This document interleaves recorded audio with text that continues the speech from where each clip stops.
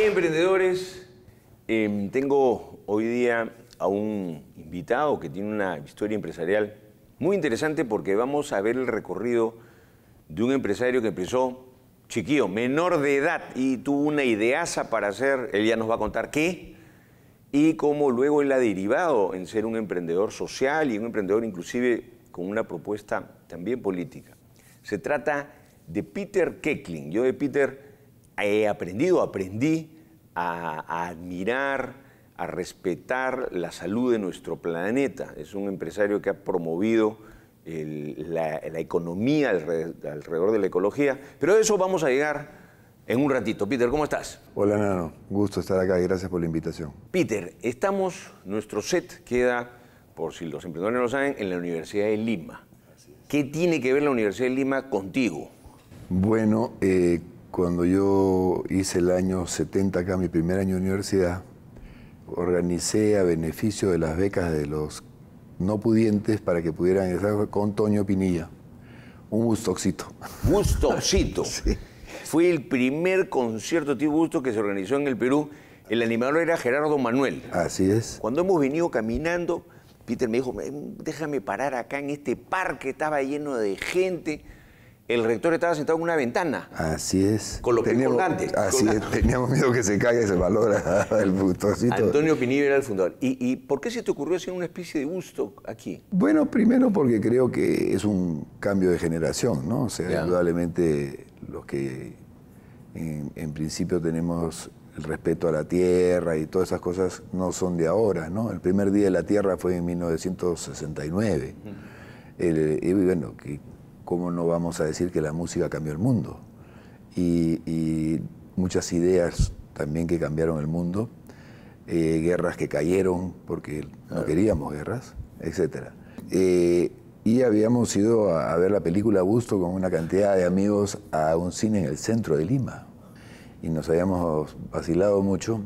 Y llegaba la semana en la universidad y entonces yo le dije al rector, lo busqué, le dije, oye, ¿por qué no le parece que hagamos un concierto a beneficio, sin fines de lucro?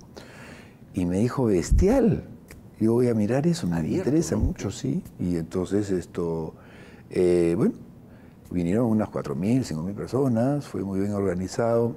Habían rocasas, en esa época se llamaban la seguridad para que no se zampe la gente, porque era beneficio. Y fueron 12 horas de música. Y lo recaudado era para apoyar a los chicos que no podían pagar los estudios aquí en la Universidad de Lima. Así es. Ahora, Peter Keckling después se hace muy conocido porque a ti se te ocurre traer nada más y nada menos que a Carlos Santana. Bueno, vamos a ver. Fue así. Yo tenía en esa época 17 años. Y Nicanor González, Necaneca, llama a mi papá, porque 17 años la mayoría de edad era 21, fundador de Canal 4, y le dice, me gustaría conversar con su hijo. Pues no había celular, con la J había un teléfono por casa. Y entonces fui a Canal 4, conversar con él y me dijo, oye, a mí me han contado que esto de los conciertos es el negocio del futuro, que para aquí, que para allá, y me gustaría que trabajes conmigo. Y le dije, encantado. Y entonces me dijo, ¿y qué me propones? Me dijo él, bueno, aquí hay que traer a Santana. Le dije, no hay otra. Estamos hablando más o menos de enero del 2071. Sí, de 1971, perdón. Y entonces yo ni siquiera podía emanciparme porque no había cumplido 18. Y hablé con Peter Fonda, que había venido a hacer una película acá con el mismo elenco de Easy Rider. Hicieron una película muy interesante que Cusco. En Cusco, en Sicuani me parece. Y entonces lo llamé y le dije, oye, si me pudieras poner en contacto. Me dio el teléfono del manager, lo llamé desde Canal 4 y saqué una cita. Y bueno,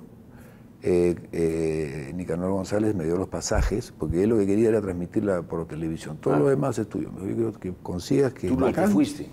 Y me fui, tuve una reunión y bueno, lo hice firmar contrato a mi hermano, porque él tenía 21 años. Mayor de edad. Él había cumplido ya 21 años. Yo lo que quiero que anotemos acá, muchachos, digo muchachos a los emprendedores jóvenes, Peter Keckling tenía 17 años, no había internet, tenías que conseguirte un teléfono, etcétera, y consigue a Carlos Santana. Lo que uno se propone lo puede lograr, y eso es, creo que, parte de este aprendizaje, este primer aprendizaje que tenemos con Peter. Lo traes, y ya la historia de que no pudo tocar es más larga y más complicada, pero es el gobierno es una de cosa Velasco, política, que políticamente... Que Velasco no estaba de acuerdo con eso. O sea, Velasco no se metió directamente. No se metía porque además Chachi Ibó nos había recibido, nos había dado una felicitación por venir. Que era el alcalde de la ciudad. Así es, pero desgraciadamente música alienante, imperialista, yanqui, le decía, pero... Luego pasan los años, Peter, te vuelves un hombre de negocios, de empresa, pero entras en una faceta interesante que es la preocupación de un empresario por la tierra. ¿Por qué y en qué momento entras en estos temas? Bueno, yo el año 87, 88, yo hacía muchos negocios con Europa, viajaba, hacíamos cosas a nivel estado a estado, y el año 87 asistí a una de las primeras preparatorias para Río 92. Para la primera cumbre. Y después de eso, digamos, conversando y investigando, porque uno tiene que investigar, nadie nació sabiendo, encuentro de que nosotros somos la joya del planeta en el aspecto ambiental, en el aspecto ecológico. Descubro que somos el país más importante del planeta ecológicamente hablando. 28 de los 32 climas, 104 zonas de vida, tenemos 86, y tenemos el mar más rico del mundo y el país con la mayor biodiversidad, una megadiversidad. En un árbol del Manu hay más hormigas que en toda la la Gran Bretaña, ¿cómo se llama? Toda la isla United Kingdom. United Kingdom, claro, Gran Bretaña.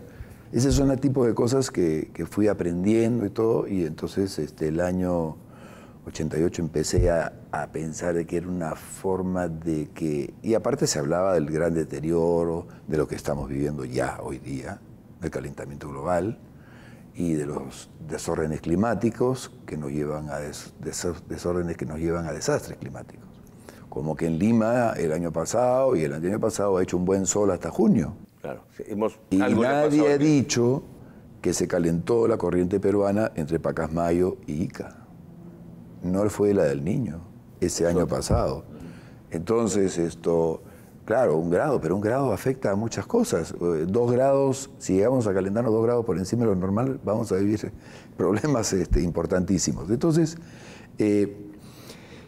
creo la Sociedad Pachamama, una fundación, y cuando sube Fujimori, tenemos un acercamiento para preparar, no, bueno, él era un hombre que tenía cierta conciencia ecológica, la perdió una pena, y hablamos y fui nombrada la Sociedad Pachamama como la entidad asesora de la Comisión de la Posición de Río 92, trabajamos con una oficina en Londres, una en Nueva York, y inclusive llevamos a Fujimori en febrero del 92, o sea, meses antes de la cumbre, para hacer el único discurso ecológico que ha hecho un presidente de la República peruano, y fue en Kew Gardens en Londres, con profesor Prance, el botanista más importante del mundo, que decía, si yo tuviera que vivir en un país en el mundo, viviría en el Perú. ¿Qué pasó con eso? ¿Por qué no cuaja y luego...?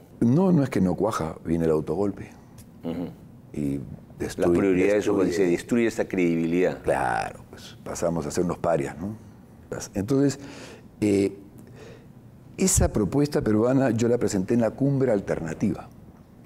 Hubo la cumbre más grande de la historia de la humanidad en 92 y yo presenté la alternativa en la cumbre, se me dio muchos espacios, inclusive un político nomás aceptó ir al Perú y a Brasil, y solo un periodista, Manuel Ulloa Elías y Mónica Delta. Es el único interés que se le daba al tema. Bueno, son los únicos dos que se interesaron a raíz de mis conversaciones con ellos de que esta y sigue siendo la cumbre más grande de la historia de la humanidad, para ver cómo nos desarrollamos sin malograr el medio ambiente. ¿Es posible? Es posible, por supuesto que es posible. Yo hice la primera exportación orgánica, porque a raíz de eso fundé el Fondo de Inversiones Sustentables, y hicimos la primera exportación orgánica del Perú el año 93 de algodón orgánico. Inclusive lo tuvimos nuestra propia marca, Pocot, era algodón Tanguis. Y con la cuestión de que el mundo en el algodón está casi 40% de los pesticidas que se usan en el mundo. O sea, es el cultivo más polucionante del planeta. Entonces, lo hicimos con los parceleros de Cañete y de Chincha, con muy buen éxito, y después se lo cedimos a una empresa para que lo siga, y ya de ahí no sé más. Luego dices, voy a hacer política. ¿Qué tal fue tu experiencia incursionar en política? Pero, ¿lo vuelves a hacer? ¿Lo deseas hacer? Mi incursión en política viene a raíz de, bueno, hay una decepción, digamos, con el régimen totalitario, y después también hay una decepción de candidatos que no toman en cuenta lo que somos internacionalmente, nuestro verdadero punche, nuestro verdadero valor hoy en día es que somos el país más importante ecológicamente, como yo digo, la primera potencia ecológica del planeta. Eso tiene un valor y muy grande, y acrecentará cada día en la medida en que nosotros lo valoremos y lo pongamos en valor. Y para eso yo dije que había que tener el ecodesarrollo, que era la agricultura orgánica, que hoy día está en gran boga en el Perú, digamos, la ecoindustria, que también viene muy bien, y digamos, la ecoinfraestructura. Yo me acuerdo de haber pasado por de Huánuco a Tingo María y ver que todos los sitios donde corría el agua, la carretera era de piedra, pero muy bien hecha, y no te parecía que estabas fuera del asfalto. Y entonces, por darte un ejemplo de lo que es una ecoinfraestructura, ¿no? ¿Cuántas miles de caminos rurales podríamos empedrar y no necesitar de asfaltar, dar mano de obra? Y, en fin, haciendo la cosa corta, hablamos de 4 pilares del desarrollo. Y para combatir la corrupción, que es un mal endémico ya planetario, 4 pilares de un tecnoestado, de poner al Estado en tiempo real. La tecnología nano hace que tú no me puedas engañar si estás en el Estado, si yo sé lo que está pasando como se dice, en tiempo real. ¿Y debería poder hacerse? Por supuesto, en la educación, para enseñar. ¿En justicia? En justicia, por supuesto. Y eso traería mucho más seguridad. La ecoeducación, la ecojusticia, la ecoadministración. Vamos a ver, si yo soy alcalde y tengo que poner todo lo que quiero, todo lo que he decidido en el consejo, y todo lo que quiero hacer y por qué lo quiero hacer, y todo el mundo tiene derecho a verlo. Y por otro lado, una tecnoinfraestructura que significa que nosotros, en lugar de pasar a través de esos trámites, de esos empleados que, digamos, son malos empleados, como hay buenos, hay malos, y te engorran las cosas, tú a través de la internet, y ya se está haciendo en el Perú en algunas cosas, puedas hacer trámites. Pero eso debe estar a nivel político. Claro, es una decisión política. Así es. Estamos terminando la entrevista, Peter. Te agradezco por estar. Una pregunta. Sí. ¿Vas a volver a incursionar en política? Tenemos a Peter Keckling en la política. ¿Vamos a poder convencernos de eso? A ver, pues, vamos a conversar. Peter Keckling, empresario que comenzó con el Bustoxito, se convenció como empresario de que tenemos un planeta diverso y un país, el país que es la potencia mundial en este tema. Estuvo con nosotros y tenemos más para ustedes aquí, emprendedores, en Somos Empresa.